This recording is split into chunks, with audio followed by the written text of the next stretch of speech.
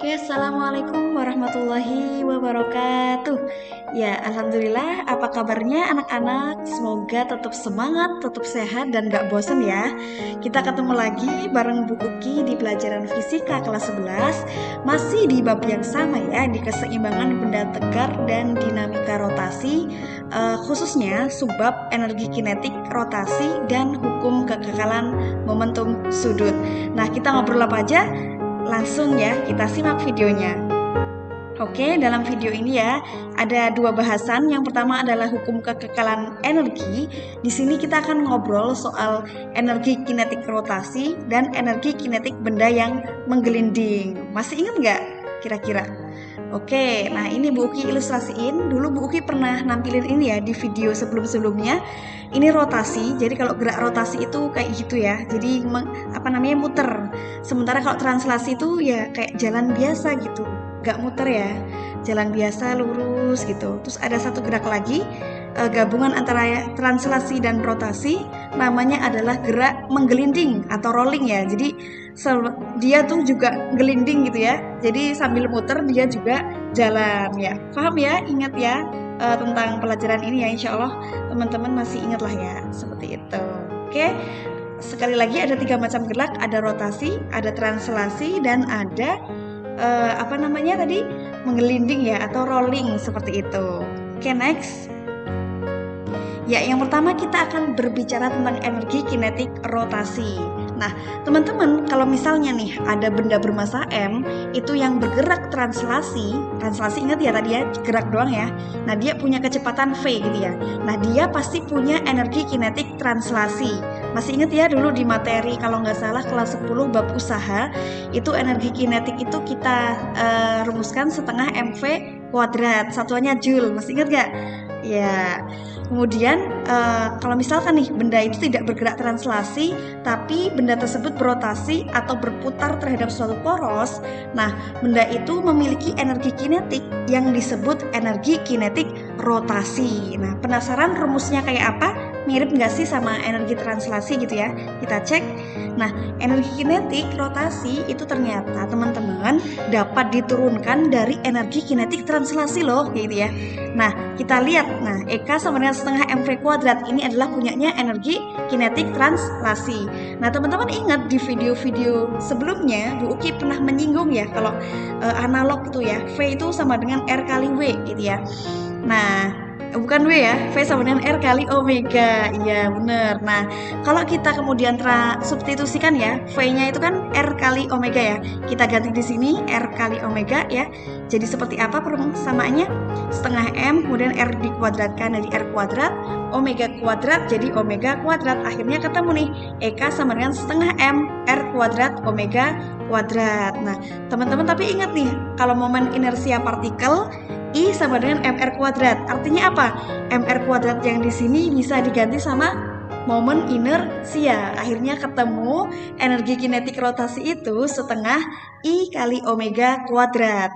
Nah, persamaan tersebut itu menyatakan bahwa energi kinetik dari suatu benda tegar yang momen inersianya I dan berputar dengan kecepatan sudut omega. Nah, tampak bahwa energi kinetik translasi itu analog dengan energi kinetik rotasi. Karena apa? Karena massa M itu analog dengan momen inersia I.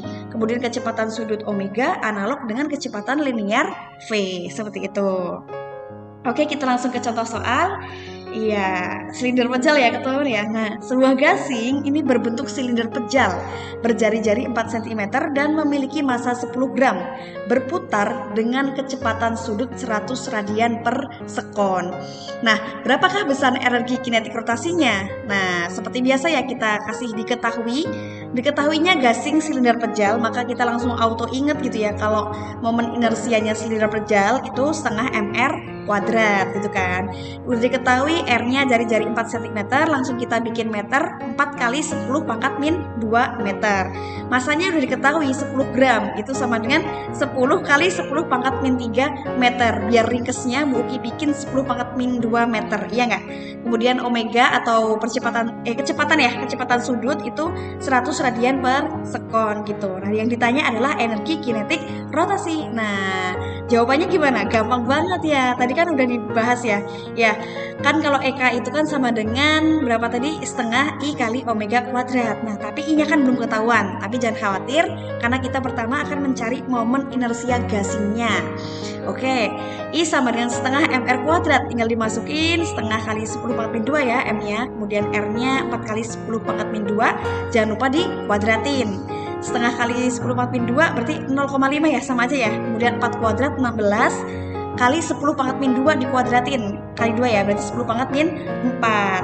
Nah, kita hitung yang nggak ada pangkatnya, hitung ya. Setengah kali 16 berapa? 8. Kemudian 10 pangkat min 2 sama 10 pangkat min 4 itu 10 pangkat min 6 gitu ya, kilogram meter kuadrat. Nah, terus kalau misalnya udah ketemu nih, berarti kita tinggal nyari momentum sudutnya.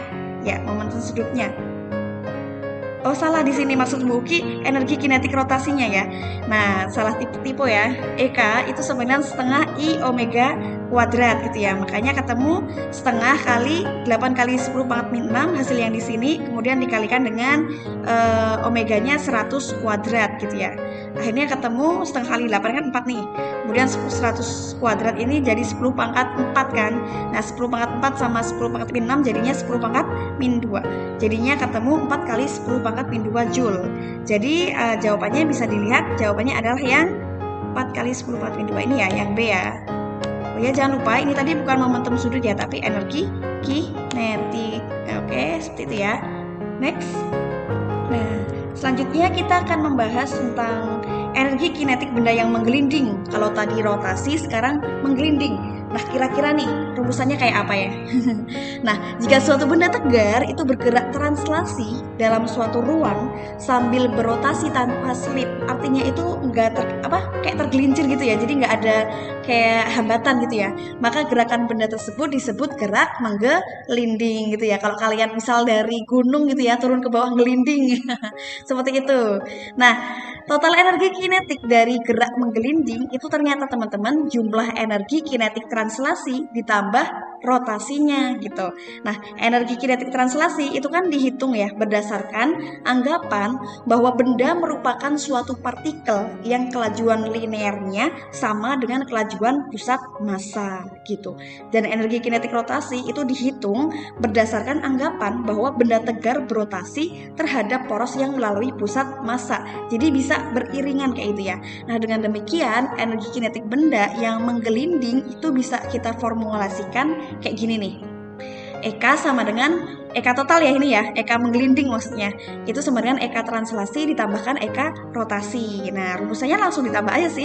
Setengah MV kuadrat ditambah setengah I omega kuadrat. Nah, M itu massa benda, satuannya kilogram, V kecepatan pusat massa meter per sekon, I itu momen inersia terhadap poros melalui pusat massa, satuannya kilogram meter kuadrat, dan omega itu adalah kecepatan sudut terhadap poros gitu ya. Satuannya apa? Radian per sekon. Masih ingat ya? Oke, langsung ke contoh soal biar nggak nguap. Oke. Nah, di sini bola pejal ketahuan nih. Contoh soalnya, sebuah bola pejal itu bertranslasi dan berotasi. Artinya apa teman-teman?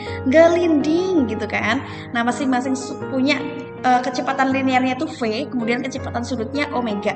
Yang ditanyain besar energi kinetik totalnya. Nah, gampang aja sih. Di sini diketahui bola pejal. Bola pejal kan momen inersianya 2/5 mr kuadrat ya. Nah, dia bertranslasi dan berotasi dengan kecepatan linear V dan kecepatan sudut omega. Yang ditanya apa nih? EK total. Nah, jawabannya EK total sama dengan EK translasi ditambah EK rotasi. Nah, langsung aja nih sama dengan setengah mv kuadrat plus setengah I omega kuadrat. Nah, udah selesai nih. Oh, tapi Bu, jawabannya nggak ada. Adanya cuma MV kuadrat. Emang bisa nih diubah jadi MV kuadrat? Bisa banget. Teman-teman perlu ingat, jangan lupa kalau V itu sama dengan R kali omega. Artinya apa? Kalau nyari omega berarti tinggal dibalik ya, V per R. Gitu. Nah, berarti dimasukin nih. Jadi di sini Bu Uki masukin I-nya itu inersia si bola pejal berapa? 2/5 mr kuadrat kita masukin di sini. Kemudian omeganya itu kita ganti dengan V per R gitu ya. Karena V sama dengan R kali W, maka omega sama dengan V per R gitu ya. Masukin di sini V per R, jangan lupa dikuadratin karena di sini omeganya juga dikuadratin. Nah, ketemu nih. Kan setengah MV kuadrat tetap nih. Nah, setengah kali 2/5, 2 coret-coret tinggal 1/5 gitu kan.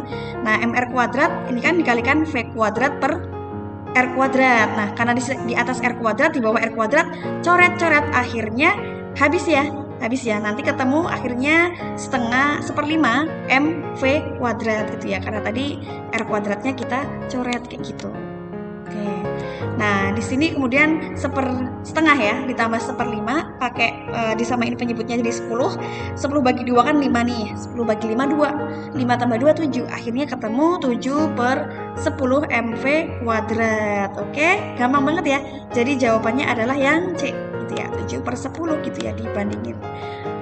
Oke, selanjutnya kita akan belajar tentang momentum sudut. Di sini ada 3 bahasan ya. Pertama pengertian, yang kedua hukum Newton, yang kedua ya, kemudian hukum kekekalan momentum sudut.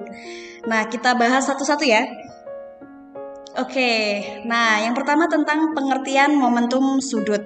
Oke, teman-teman mungkin nggak asing dulu waktu kelas 10 ya, itu sudah pernah belajar tentang tumbukan ya, tentang ini ya momentum seperti itu. Nah, dalam gerak translasi itu kita mengenal adanya besaran momentum linear yang dinyatakan dengan P sama dengan M kali V, di mana udah tahu ya, P itu momentum ya, kemudian M itu massa, V adalah kecepatan. Nah, ternyata nih, dalam gerak rotasi yang analog dengan momentum linear itu adalah momentum sudut. Nah, kalau massa itu analog sama momen inersia, kecepatan linear itu analog sama kecepatan sudut, maka momentum sudut L, simbolnya L ya, itu analog dengan momentumnya, yaitu adalah hasil kali momen inersia I dengan kecepatan sudut omega. Nah, kalau dirumuskan teman-teman, jadi L sama dengan I dikalikan omega. Oke, dengan keterangan L adalah momentum sudut, satuannya kilogram meter kuadrat per sekon. Kemudian I adalah momen inersia, satuannya adalah kilogram meter kuadrat. Dan yang terakhir adalah omega. Omega ini adalah kecepatan sudut, satuannya adalah radian per sekon, kayak gitu. Nah, teman-teman, jika lengan torsi terhadap poros R dan kecepatan linear V itu benda yang dianggap partikel ya, maka besar momentum sudut L itu dapat dihitung sebagai berikut.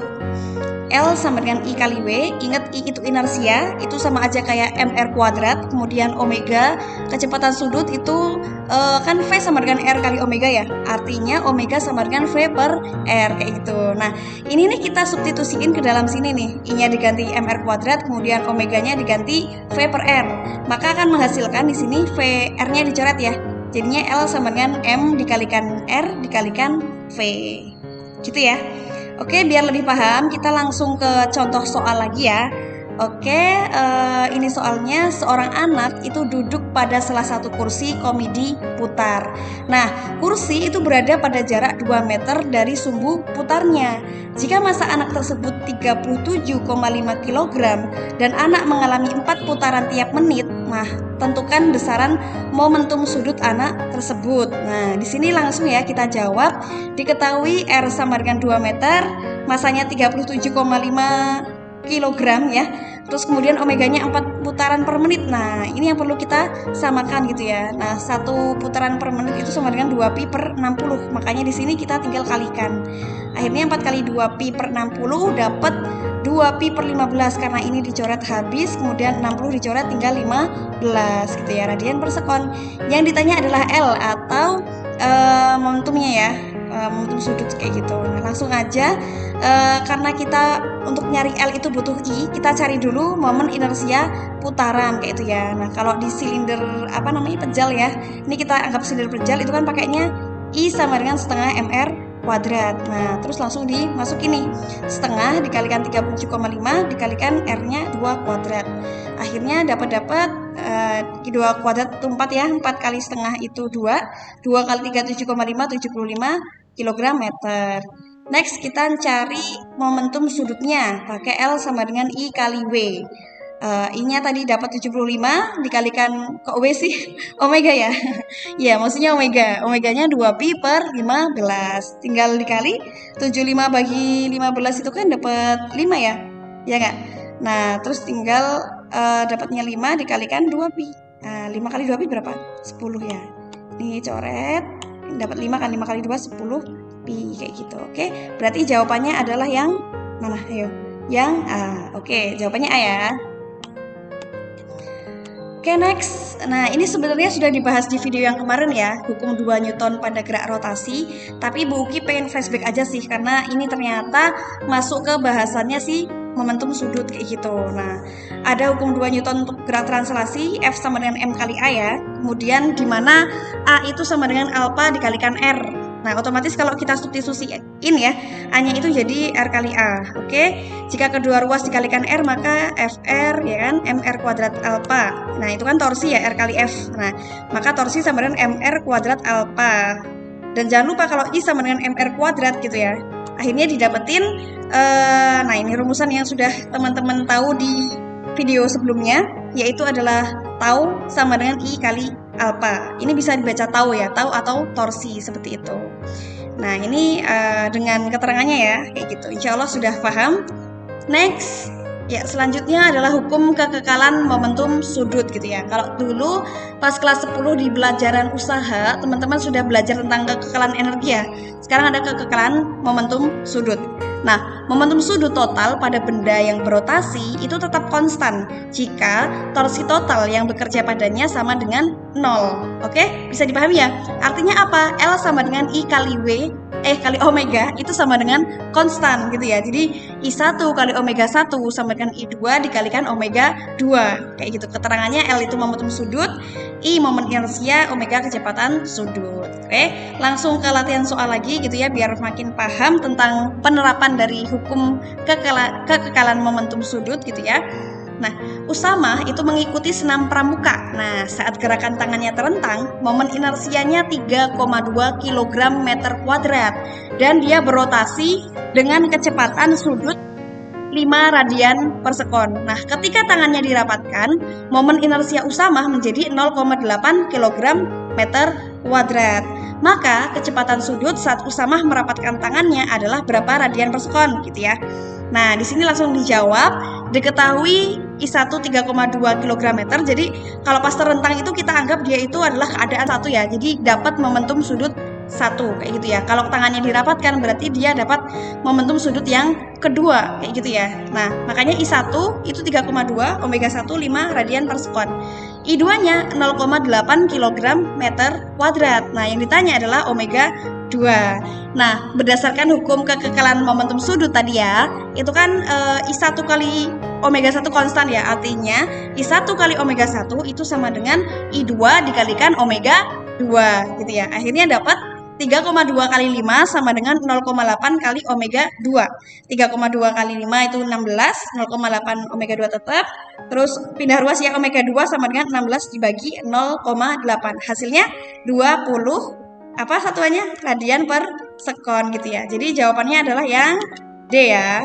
Oke, jawabannya yang D. Sip, seperti itu teman-teman. Oke, nah ini adalah tabel analogi dari translasi dan rotasi. Di video sebelumnya Bu Uki sudah ngasih tahu ya tentang perbandingannya gitu ya. Tapi ini ditambahin lagi. Kalau kemarin kan baru sampai sini ya. Nah ini ketambahan lagi kalau F sama dengan MA itu kalau ditranslasi itu analog dengan kalau di gerak rotasi itu torsi sama dengan I kali alpha. Nah kalau momentum itu ditranslasi P sama dengan M kali V, maka di rotasi L sama dengan I kali omega. Dan kalau ditranslasi EK atau energi kinetik translasi itu setengah mv kuadrat, maka di gerak rotasi EK sama dengan setengah I omega kuadrat. Oke, dengan begitu lengkap sudah tabel analogi kita antara gerak translasi dengan gerak rotasi kayak gitu. Oke teman-teman, penerapan dinamika rotasi ya. Mungkin teman-teman bisa baca di buku atau sumber lain. Nah ini Bu Uki cuma mencontohkan 2 ya. Itu adalah gerakan atlet loncat indah dan gerakan penari balet kayak gitu ya. Ternyata mereka menggunakan prinsip gerakan rotasi. Dan ini biasanya muncul di soal-soal teman-teman. Jadi nanti paling soal-soal tentang ini ada seorang penari balet, ada seorang atlet loncat indah dan seterusnya kayak gitu ya.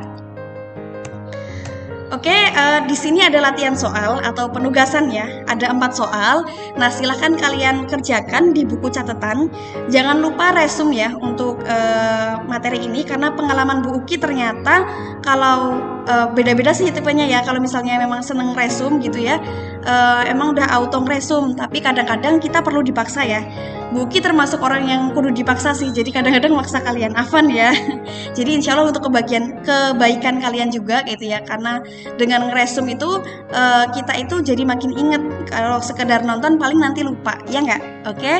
Di sini ada 4 soal gitu ya, silahkan dicermati. Nah seperti biasa Bu Uki akan memberikan giveaway ya, pulsa gitu ya, pulsa 5.000, nggak banyak ya, 5.000 untuk berapa ya, 4 orang tercepat kali ya, 4 orang, 3 orang aja deh. 3 orang tercepat yang bisa menjawab ini. Jadi tetap teman-teman kerjakan gitu ya untuk diupload sebagai penugasan. Tapi buat yang kemudian mau mengetahui jawaban yang benar atau kemudian ingin mencoba kuis ini, silahkan nanti dikerjakan terus japri ke Bu Uki. Nanti kalau beruntung atau nanti benar, nanti insya Allah akan mendapatkan hadiah pulsa. Goceng nggak apa-apa ya, tapi insya Allah biar memacu teman-teman biar lebih semangat lagi gitu ya. Oke, jelas ya soalnya nomor 4, kemudian yang ini nomor 3, oke, jelas ya.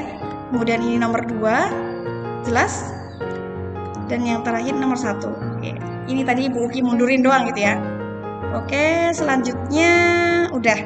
Oke, terakhir nomor 5 ya. Jadi ada 5 soal teman-teman. Ini nomor 5, oke. Sudah dicermati ya. Oke, insya Allah ini soalnya persis dengan contoh soal yang sudah Bu Uki ajarkan tadi. Oke, teman-teman, sampai mana sih perjalanan kita gitu ya? Kayaknya materi keseimbangan benda tegar dan dinamika rotasi itu memang cukup lumayan lama gitu kayak gitu ya. Kita dulu udah belajar yang pertama ya, di video yang pertama keseimbangan benda tegar dan rotasi yang 1. Di sini kita kenal torsi ya. Kemudian di yang kedua kita kenal momen inersia gitu ya. Yang ketiga kita kenal tentang hubungan torsi atau momen gaya dengan percepatan sudut. Terus video yang terakhir banget kemarin soal pembahasan soal ya. Dan kita sampai di sini nih sekarang, kita lagi loading di sini. Dan teman-teman masih ada 2 video lagi insya Allah gitu ya. Judulnya adalah keseimbangan benda tegar dan titik berat. Memang lumayan banyak karena ini pelajaran yang lumayan core of the core gitu ya. Makanya Bu Uki akhirin kemarin.